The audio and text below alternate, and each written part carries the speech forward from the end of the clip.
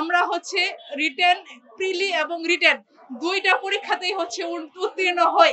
কিন্তু আমাদের কথা হচ্ছে যদি আমাদেরকে নিবেই না তাহলে আমাদেরকে কেন আবেদন করার জন্য টাকা নিল? আর হচ্ছে যদি আমাদেরকে নিবেই না তাহলে আমাদেরকে রিটেন পর্যন্ত যাওয়ার কেন সুযোগ দিল? আমাদেরকে আরো আগেই বাদ করে দেওয়া উচিত ছিল, কিন্তু তারা সেটা করে নাই, বিপিএসসি সেটা করে নাই। এখন যেহেতু করে নাই, আমরা আমাদের ভাইভাতে আরএন কার্ড দেখাতে পারছি। সো আমাদেরকে হচ্ছে আমাদের বিপিএসসি আমাদেরকে ভাইবা বসার জন্য গ্রান্টেড করা উচিত ছিল, কিন্তু এটা আমাদের সাথে অন্যায় হয়েছে। কিছুদিন আগে যে বিসিএস এর পরীক্ষা হলো সেখানে ফোর্থ ইয়ার পাস করে নাই, কিন্তু তারা হচ্ছে এপিআরডে আবেদন করে তারা হচ্ছে বিসিএস পায়া তারা চাকরি করবে। কিন্তু আমরা শুধু 21 দিন পরে হচ্ছে লাইসেন্স পাওয়ার জন্য আমরা হচ্ছে একটা ভাইবা থেকে টোটালি বাদ পড়ে গেছি। আমাদের শূন্য পদ ছিল, সেই শূন্য পদেও হচ্ছে আমরা যাইতে পারতাম, কিন্তু আমাদেরকে হচ্ছে এই সুযোগ দেওয়া হয় নাই। এক দেশে এক নিয়ম কেন হবে না? কেন এই বৈষম্য? আমরা এটার হচ্ছে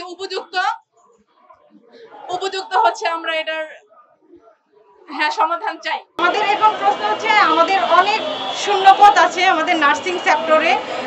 আমরা যেহেতু প্রিলি রিটেন পাস করে ভাইবার জন্য যোগ্য প্রার্থী, আমাদেরকে ভাইবার ব্যবস্থা করে আমাদের সেই শূন্যপদগুলো সরাসরি নিয়োগের ভাইবা, হ্যাঁ, আমাদেরকে সরাসরি নিয়োগের মাধ্যমে আমাদেরকে কর্মস্থলে যেতে দিন এবং আমরা রোগীদেরকে সেবা করার একটা সুযোগ পাবো। এর মাধ্যমে আমাদের এই মুহূর্তে একটাই দাবি, আমাদেরকে সরাসরি নিয়োগের মাধ্যমে আমাদেরকে হসপিটালে কাজ করার একটা সুযোগ করে দেন।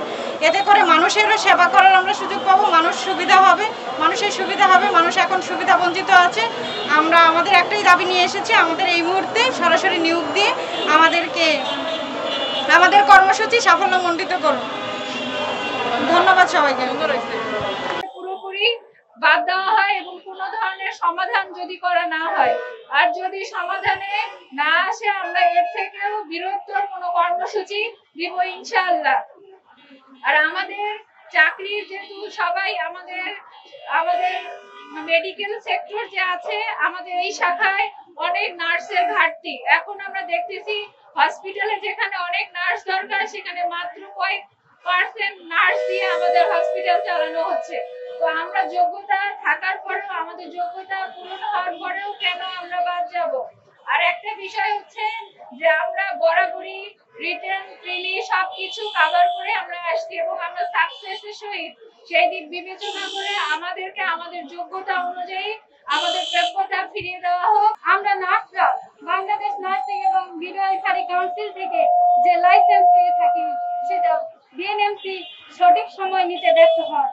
যেখানে আমাদের এক্সাম নেওয়ার কথা 2022 সালে, সেই আরএন এক্সাম আমরা কোভিড এর কারণে 2023 সালে বসতে পারি এবং 2023 সালে বিপিএসসি কর্তৃক যে সার্কুলার হয়েছিল সেখানে আমাদের সার্কুলারের আরএন এর ডিসটেন্স ছিল 23 দিন, যার কারণে আমরা অ্যাপ্লাই করার সময় আরএন নাম্বার দিতে পারি নাই। কিন্তু আমরা আজকে এখানে যারা উপস্থিত সকলে 23 দিনের মাথায় আরএন নাম্বার পেয়ে যায় এবং আমাদের প্রিলিতে এবং রিটেনে পরীক্ষা বসতে দেওয়া হয়। আমরা রিটেন, প্রিলি দুইটাই কভার করে ভাইবার জন্য যখন বিপিএসসি কর্তৃক কাগজপত্র সকল জমা দেয় তখন আমাদের ভাইবার আগে এই 23 দিনের ব্যবধানের জন্য বাতিল করা হয়। এই ব্যবধানের জন্য বাতিল করায় আমরা সরকারি চাকরিটা হারাচ্ছি।